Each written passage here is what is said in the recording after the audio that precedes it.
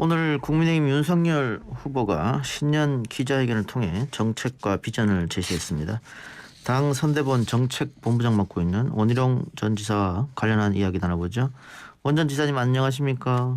안녕하세요. 새해 복 많이 받으십시오. 감사합니다. 예, 본부장님도 새해 복 많이 받으시고요. 네. 윤석열 후보 오늘 기자회견 가지면서 정책들을 많이 냈는데 이제 뭐 당이 내용을 수습했기 때문에 앞으로는 정책이나 공약 이걸로 승부하겠다 뭐 이렇게 봐도 되겠습니까? 네, 그렇습니다. 예, 좀 설명 좀 해주시죠. 오늘 부보 급여, 뭐 청년 주택, 임대료 여러 가지를 이야기했는데요. 예. 오늘 크게 4가지 공약이 나갔습니다. 아무래도 신년 회견이다 보니까 좀 종합적으로 나갔는데요. 우선 첫 번째로는 코로나가 가장 시급한데 이 감염병에 대응하기 위해서는 지금의 행위별 수가의 건강보험으로는 안 되겠다. 필수 의료에 대해서는 국가가 책임을 지는 정책 수가제를 도입을 하자. 예. 이건 무슨 얘기냐면요. 기존의 행위별 수가라는 것은 가서 주사를 맞든 뭐 약을 타든 뭔가 행위가 있어야만 돈이 지급되기 때문에 의료 자원이 환자들이 많이 찾는 쪽으로만 쏠려요. 예. 그러다 보니까 코로나라든지 중환자실, 응급실 뭐 이런 경우에는 행위가 일어나질 않으니까 평소에 여기에 대해서 투자가 이루어지지 않고 병원에 대해서도 보상이 안 주어지니까 막상 이런 위급 상황이 닥치면 의료 체계가 마비가 되는 거죠. 예. 그러다 보니까 코로나가 닥치든지 아니면 치매라든지 암이라든지 아니면 시골에서의 어떤 아이를 출산한다든지 이런 평소에 수요가 없더라도 국가적으로 반드시 필요한 필수 의료 그리고 국민들이 누구나 걱정하는 문제에 대해서는 정책 수가로 의료 자원을 유지하자라는 점에서 는 획기적인 제도인데요. 이 부분을 오늘 공약을 했고요. 예. 다음 두 번째로는 코로나로 지금 자영업자들에게 50조를 주느니 뭐 이렇게 여야가 경쟁을 하고 있는데 손실보상을 줘봐야 임대료로 전부 건물주한테 들어가게 돼 있어요. 예. 그러다 보니까 국가가 세금으로 자영업자들에게 지원한 게 건물주의 주머니로 돌아가는 게 아니라 실제 자영업자들에게 도움이 되도록 하기 위해서는 임대인들도 임대료의 3분의 1 여기에 대해서는 고통분담을 하자. 그리고 나중에 경기가 좋아지면 나중에 세액 공제로 천천히 돌려주마. 이런 의미에서 국가와 임대인과 임차인이 임대료를 3분의 1씩 나누어서 분담하자라는 임대료 나눔 제도가 공약이 된 겁니다. 요거는 물론 이거는 잠깐만요. 요거는 사유재산이기 때문에 예. 모두에게 대하는 것이 아니라 영업 제한이 가해진 경우에만 적용하는 거죠. 그런데 강제성은 없지 않습니까? 이게 강제로 할 수 없는 거예요. 강제성이 있도록 입법을 하겠다는 거죠. 입법을 하겠다. 예, 그리고 입법도 하고 여기에 대해서 모든 어떤 세금이나 금융이나 이런 인센티브를 전부 이 제도에 맞게 재설계를 함으로써 이것을 빠져나가는 임대인이 없게끔 하겠다는 거죠. 대신 생계형 임대인에 대해서는 적용을 예외를 듭니다. 그다음 또 하나는 전 국민 부모 급여제라는 걸 도입을 했는데요. 예? 이게 뭐냐면 부모가 되는 것, 즉 아이를 낳으면 1년간 아이 키우는 1년 동안에 한 달에 100만 원씩 1년에 1,200만 원을 전 국민에게 일률적으로 지급하는 겁니다. 예. 지금은 고용보험에서 보험금을 평소에 낸 사람만 150만 원까지 받고 있는데요. 예. 이러다 보니까 자영업자라든지 고용보험이 안 들어있는 영세업자라든지 이런 경우에는 해당이 안 돼요. 그래서 전 국민에게 일단 1,200만 원의 1년 동안의 소득보장은 지원을 해주자. 그렇게 해서 저출생을 극복하고 아이를 키우는 실제 양육자에게 지금의 아동수당보다는 훨씬 더 실질적인 도움이 되는 생활비 지원을 해주자. 그런 공약이 나간 겁니다. 예. 그럼 궁금한 거 제가 하나씩 좀 여쭤보죠. 아까 처음에 말씀드린 정책 수가제. 네. 그 이재명 후보가 탈모인들 그 의료보험 적용하는 공약 여기에 대해서 의료보험 재정에 문제가 뭐 없지 않겠느냐 이런 이야기 있었는데 정책 수가제는 어떻습니까? 의료보험 재정하고 관련이 없습니까? 관련이 있죠. 예. 그래서 의료보험 전체 건강보험에 예를 들어서 한 3% 정도라든지 이렇게 되면 의료보험의 3% 정도면 이게 다시 뭐 한 5조든지 이런 그 금액이 나오거든요. 예. 그래서 공공정책 수가로 가는 그 비율을 어느 정도 이 칸막이를 쳐서 이게 단순히 그 환자들이 병원에 몰리고 또 의사들은 그 보험 수가를 받으려고 자꾸 과잉 진료하는 이런 것을 어느 정도 좀 통제를 하면서 공공정책 부분에 대해서도 필수 의료니까 치매라든지 암이라든지 감염병이라든지 이런 부분들에 대해서는 최소한의 기본은 필수로 확보를 하자. 그래서 이걸 조화시키자는 거죠. 예. 그 다음에 이 부모 급여에 관련해서 네. 그 아까 본부장님께서 부모에게 매월 100만 원씩 1,200만 원 1년 지급해서 좀 저출산을 좀 막아보자고 하셨는데 이거 그렇습니다. 그 100만 원씩 준다고 아이 안 낳는 사람들이 나을까요? 그렇진 않습니다. 예. 이건 뭐 안 낳을 사람들에게 낳으라는 것이 아니라 예. 지금 어려운 환경에도 낳으려고 이제 나와서 또 고생하는 사람들이 많이 있잖아요. 예. 그러면 지금 아이를 낳는 거는 엄마만의 문제도 아니고 엄마 아빠만의 문제도 아니고 우리 사회와 국가 모두가 연결돼 있는 그런 우리 국가 공동체의 공통 어떤 그 일입니다. 그렇기 예. 때문에 국가도 여기에 대해서 나름의 지원을 하겠다라는 것이지 돈을 주면 출산한다 이런 이 조건부 내지는 뭐 출산 정책 자체는 아닙니다. 예. 지금 독일 같은 경우에는 부모 급여제가 세금으로 주고요. 스웨덴 같은 경우는 본인이 보험을 냈다가 나중에 타는 그 부모 보험 제도를 도입해 가지고 90년대와 2000년대에 각각 출산율을 바닥을 치고 우상향으로 돌리는데 부모 보험 제도와 부모 급여 제도가 결정적인 역할을 했다라는 스웨덴과 독일의 사례가 있습니다. 예. 우리도 더 이상 방치할 수 없습니다. 예. 그리고 임대료 나눔제 아까 경기가 좋아지면은 천천히 뭐 이렇게 돌려 받는 이런 말씀하셨는데 네. 경기가 좋아진 기준은 뭡니까? 그것은 우선 코로나로 인해서 영업 제한을 더 이상 할 필요가 없는 상태가 되면 그때의 여러 가지 임대료에 대해서 금융이라든지 이렇게 해줄 수 있는데 정부가 직접 해줄 수 있는 것은 이때 고통 분담을 한 그 임대료 금액에 대해서는 세액 공제를 해줄 수가 있는 거죠. 예. 즉 그 금액만큼 세금을 덜 받는 거죠. 우리가 알겠습니다. 계산을 해보니까요. 예. 한 달에 전부 셧다운을 하면 한 2주 정도가 들어요. 예. 근데 영업 제한을 우리 모두 하는 건 아니잖아요. 예.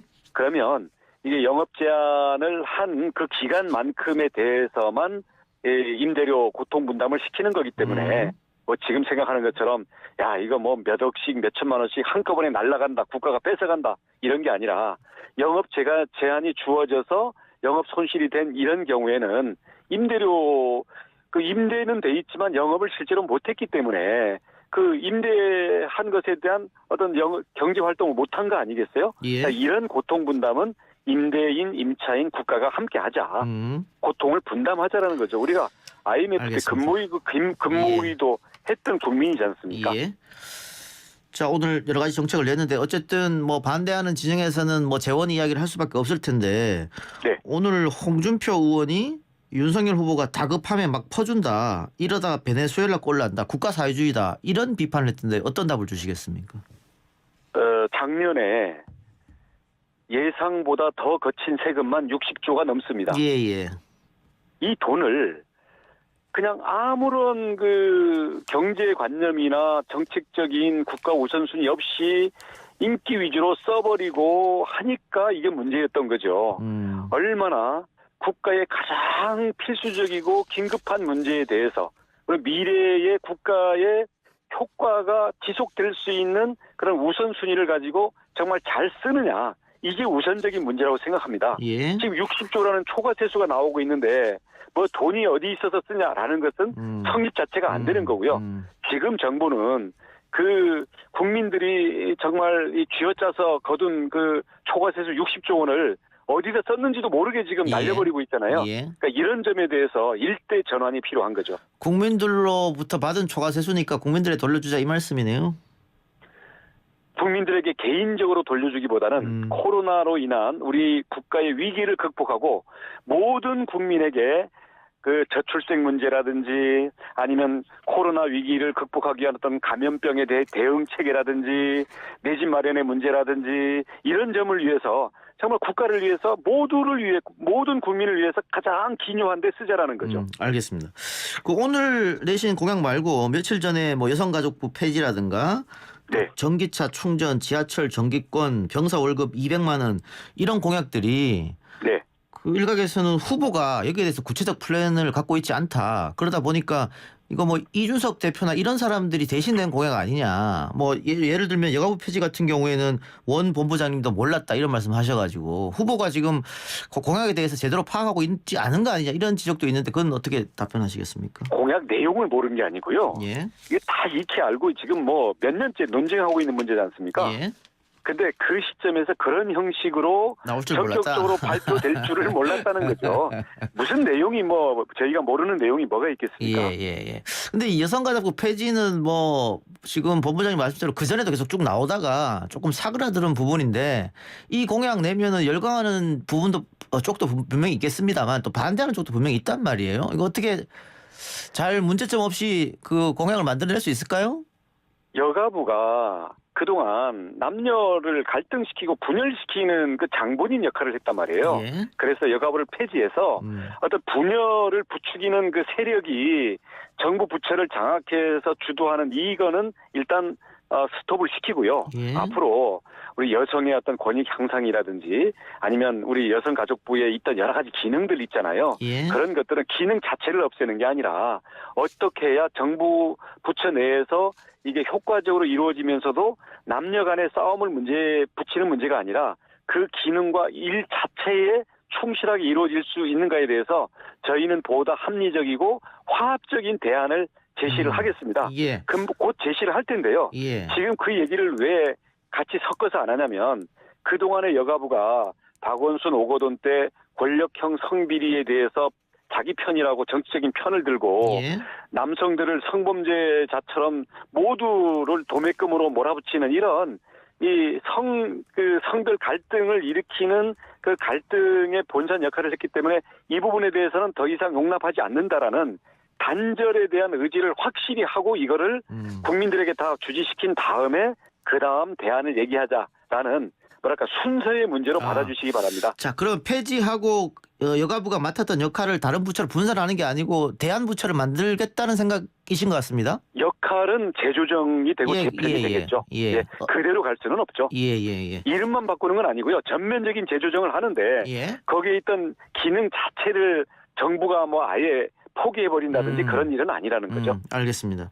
그 마지막으로 오늘 또 공약 나온 것 중에서 온라인에서 가장 시끄러웠다고 할까요? 그 북한의 도발을 막을 방법은 선제 타격뿐이다. 후보가 이런 얘기를 했는데 이게 그러면 뭐 전쟁도 불사하겠다는 얘기냐? 이래서 지금 좀 논란이 많습니다. 어떤 대답을 해주시겠습니까?